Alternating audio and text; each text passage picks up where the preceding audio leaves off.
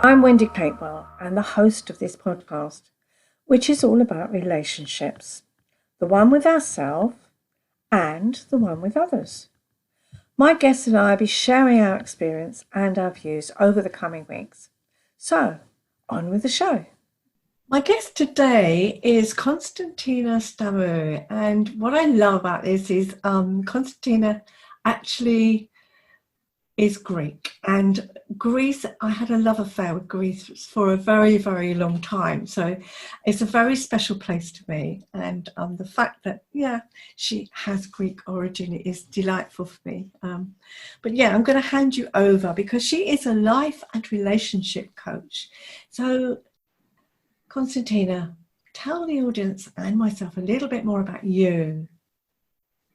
Thank you, Wendy. And first of all, if I could say thank you for inviting me to your podcast. I'm very happy to be here. So yes, I'm a life and relationship coach.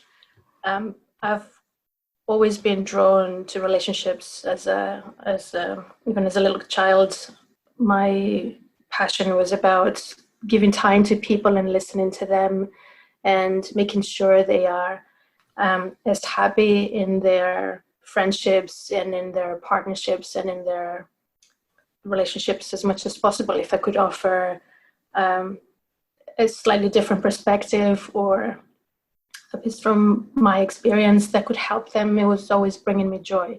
So when the opportunity came to train into that field, to offer my services officially, I just took it with my eyes closed, and I've been very happy to be on this path of supporting individuals or couples who have been together for some time, but who reached a point where they feel that they lost their spark. They feel that they lost the chemistry, and they started to question whether the relationship is right for them. They feel more like siblings, or they feel that there's emotional distance, and they struggle to kind of bridge the gap. And so they've tried a number of things, and they feel that at this point they would be it will help them very much if they have external support. And so that's when I come in. Yes, and I think that a lot of my clients are in a similar situation. I identify with that. It becomes that, and I've been in relationships myself where it's been like that. You just get too comfortable, and then it becomes routine, and you that spark goes, doesn't it? And it's and you try and encourage couples to go, well, how can you bring that back? Well, and it's just they've got into that daily routine, and it's boring, and it's comfortable but too comfortable. Yes, indeed, yeah. And for some people, it feels that it's the gap. They cannot imagine how they can bridge it. They feel that it can be, or they interpret it as something permanent, that there's no way to turn things around, that they feel that there's all the work falls into their lap, and they think it's too much. They want their partner to pick up the ball, and there's a clash of beliefs, the clash of who should be responsible for that. And so all it does is really it creates more friction, and it increases the distance between them. But it's what we do is really important. It's we can bring that reminder into people's lives that actually you can turn around your relationship at any point. There are things you can do. There are things to help each other to get closer again. It's just that the longer you leave it, the harder it gets. It's better to be proactive. It's better to remember that we should not take people for granted, no matter how long we've been with them. And that if, of course, we choose to try to solve or to try to turn things around, if we're officially contemplating divorce, for instance, if we leave things to that extent, if we're talking about a married couple, the mountain is much higher to climb up than it would have been if that conversation had happened 2 years ago, let's say, or 6 months ago. Yes. That's so very sad, isn't it? Because I find out, I'm sure as you do, that people, they leave it too late. They leave it, that becomes entrenched. Their habits are entrenched. That their resentments are entrenched. And they feel that there are things there that they've never spoken about, or they don't feel they can tackle, or they think it's going to cause an argument, or they just can't be bothered. And I think that's so sad. I think the sooner, like you, I agree, the sooner people seek that external support, I think the better. Do something about it. Yeah. Yeah, absolutely. And there's also the fear that kind of festers inside. Like the longer it takes to make to the next step, or to create this new approach or this new habit, the harder it feels. And so we start to think that because there's something I'm afraid of, or I have this tendency to avoid, that I shouldn't be doing it. Whereas actually, no, this is quite the opposite. If there's something that you're afraid of doing, it's now a great opportunity to face it, gently. There can always be support, and that it's absolutely possible to be on the other side of that. Yeah. And the benefit of that is, of course, that you actually end up feeling and seeing your partner. You get closer to them, and you're closer to the relationship you had at the beginning of the relationship you wanted to have. It's really worth taking that risk, if it feels like a risk. Yeah, because I think so many people think that, oh well, it's they're not the right person for me, the relationship's right, I'm going to try something new. But if you're carrying on the same patterns, you're going to take that pattern into the next relationship. And I remember, I think my daughter said once, you think the grass is always greener on the other side, but when you get there, you find actually the grass is dead. Yes, absolutely. I thought that was a bit extreme, but I got her point, yeah. I think this is it. You think, oh, well, I'll try with something new, somebody new, it's not always the way. It's better to improve on things, I think. Yeah, if you can. Yeah, because we like you said, we might be having this great garden, but we're not looking at it. We're looking at the neighbor's garden, or we're looking at the field ahead. There's always this thought that, oh, I can do better, or maybe there isn't somebody better for me out there. Yeah. But I think we're thinking of people, if we're thinking of people as there's somebody better out there for me, it's like I think we're missing the person who's in front of us. We all have fundamentals in place. Like we all want to connect, we all want to feel loved, and we all want to feel that we can be there for somebody, and somebody can be there for us. Yeah. Obviously, it's possible to choose a partner who wants something different in life. And sure, that's not a good match. But if you have a partner and the relationship is good and it's satisfying and it fulfills most of your needs, to not trust that you made a good choice, that your partner could be there for you as you want them, without making the effort to prove that to you, or to check that out for yourself. I think it's like you're shortchanging yourself first. Let's put it that way. Yeah, that's right. I think you're very right, and I think my view is about not playing the blame game. There's nothing wrong with two people. It's two imperfect people trying to make the best of a relationship. And I always like to take the blame away from the people. Say the relationship's not working. So how can we together figure out what it is that's not working in that container, the relationship? Very true. Indeed, shifting the focus to the relationship as opposed to the two people individually. Yeah. Coming from two different sides and looking at what these two people create for themselves, for each other, and how that can be changed or supported or facilitated or indeed improved. Absolutely, 100%. Yeah. So how have you found your clients around, this COVID-19? What's it been like? What have you observed? What have you noticed? From the people that I've worked with, being in a closed space after, in the circumstances that we've been, it has highlighted the challenges that they were facing already before the lockdown. So it's like now it has been impossible to avoid the mirror, let's say. And also that meant that all the outlets that they might had before the lockdown to release any tension or to keep on creating the distance that they needed, so at least the relationship was going to survive. They didn't have that anymore.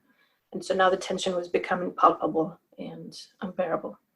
So for some people have decided to go ahead and get a divorce after quite a number of decades together. Others, they realize that actually, okay, this is indeed the relationship that I want, but I don't know how to change the struggle that we are both facing. And so they have been actively looking for ways to get closer together, to cultivate again that emotional connection that they used to have, and they still believe in. It's just that they have started to doubt, and it makes it a little harder. So so it's kind of one thing or another, isn't it? And I think there's some couples that I've noticed they've got much closer because they're spending time together.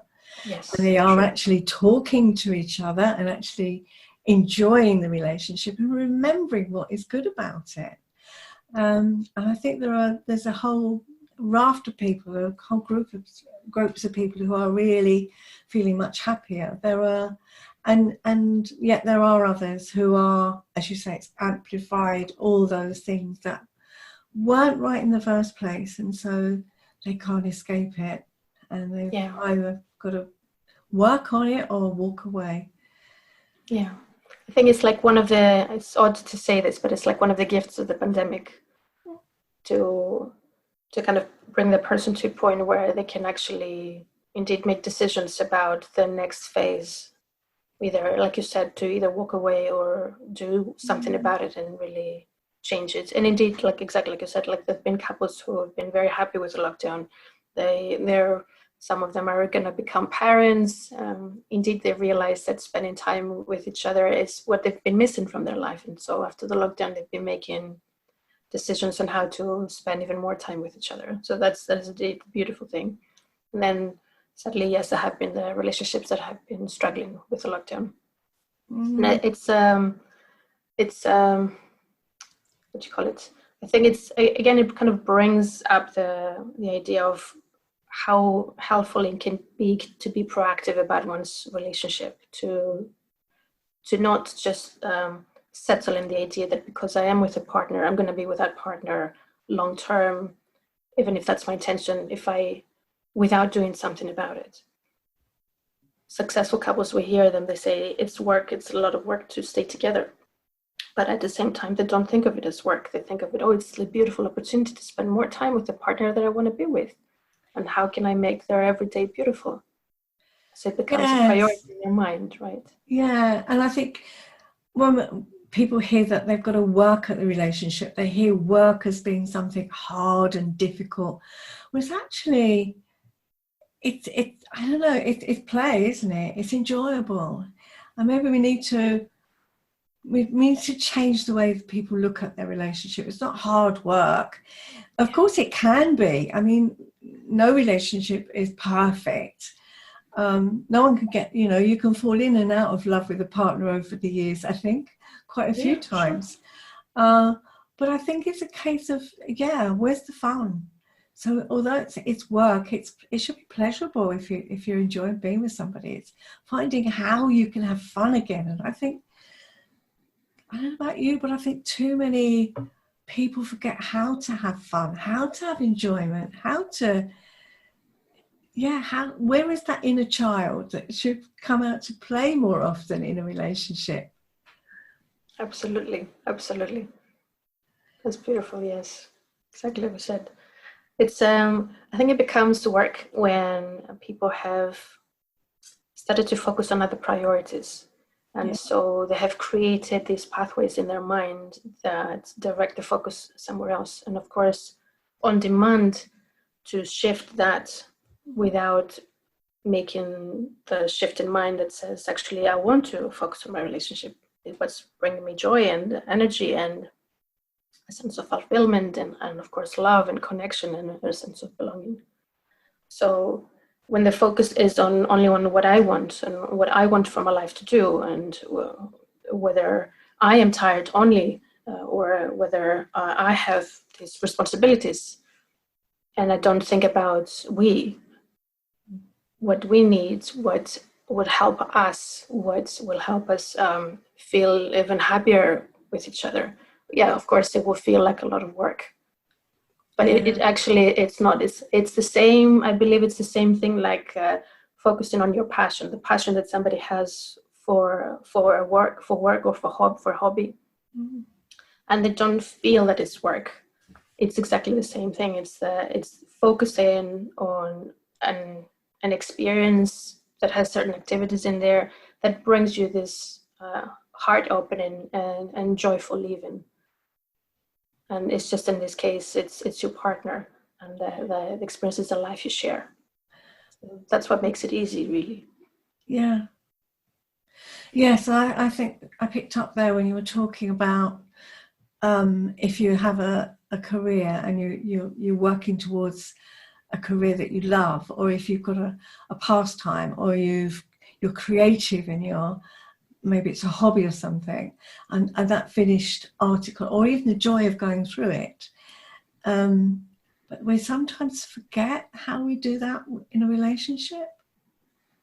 True. But I think it's because somewhere down the line, we stopped doing the things that were bringing us together. And it could have been just life, right? Obviously, circumstances.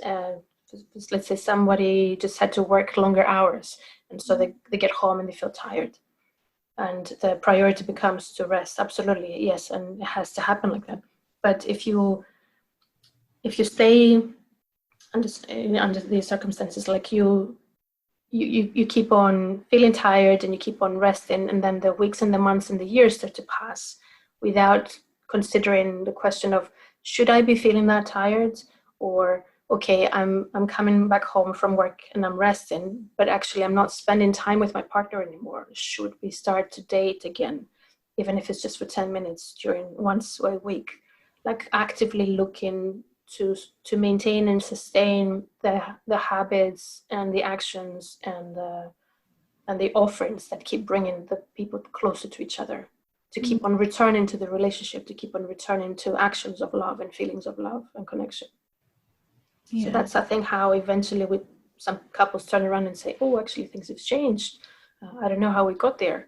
It's because there hasn't been that monitoring. There hasn't been that checking that the relationship is still in a good state. Like, imagine, if you take somebody who's self-employed or who's building a business, right, or who's running a business. If you leave a business unattended, then the business, chances are it's going to collapse at some point, or it will be gravely affected because nobody is paying attention to it. So relationships are not that different in that sense. Or a garden who's been unattended. Yeah, things change. So it's or even a body that puts on weight and loses it at some point, but they still that loss of weight has to be maintained with exercise and specific nutrition. You cannot just take it for granted that the body will stay thin or that the weight will not be put back on again because the milestone of losing it has been achieved. So I think it's about how we approach relationships and how we think about them and how we indeed take them for granted on some extent, that because we're together, we're going to stay together. And actually, no, that's not the case. We know that with very many couples who, after 2 decades together, they part because they don't feel that they have anything in common anymore. Yeah. Yeah, and I think sometimes they look at it in as much that it's we don't have the same hobbies, but I don't believe that is a reason for staying together, or you can't build a relationship on hobbies, let's put it that way, because we change. I mean, I think if you're 16 and you're both mad on skateboarding, by the time you're 50, you're not going to go skateboard. It's not the same, is it? Absolutely. What is it that keeps you together? And you may have different hobbies, but that, I think, brings enjoyment and kind of variety and brings freshness into the relationship.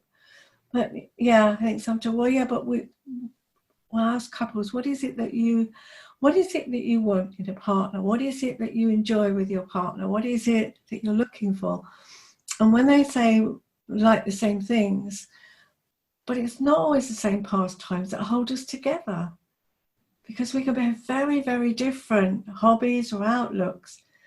And But I think there is something about that willingness. I've seen people who have, you would never believe that they would be a couple, and yet because they are so different, but they really make it work. And I think that it's that willingness. There is something deeper as well in a relationship, rather than that surface things that people look at and say, yeah, well, he's got to have a nice body, or she's got to be attractive. Yeah, that are important, the chemistry, but it's not that holds it, is it? It's that, as you say, that willingness.